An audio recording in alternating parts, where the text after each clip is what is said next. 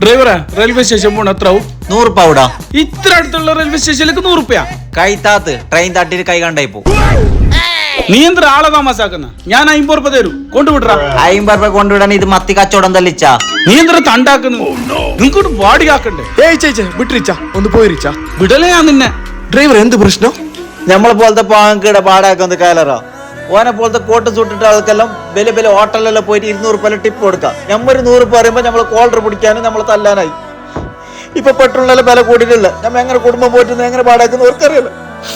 ആയിച്ച നിങ്ങൾ ടെൻഷൻ ആക്കണ്ട. അത് നിങ്ങൾ പെട്രോളിനും ഡീസലിനെല്ലാം വണ്ടി ഓടിക്കുന്നുണ്ട്, കയ്യിലെന്തോ ബാക്കിയാവാതെ. ഇന്ന് സെയിൻ മോട്ടോഴ്സിൽ ബജാജിന്റെ ഇലക്ട്രിക്കൽ ഓട്ടോറിക്ഷ വന്നിട്ടുണ്ട്, അത് നിങ്ങൾ എടുക്ക്, കയ്യിലെന്തെങ്കിലും ബാക്കിയാവും. അപ്പൊ നമുക്ക് അതൊന്ന് നോക്കിട്ട് വരാം. ബാ പോവാ.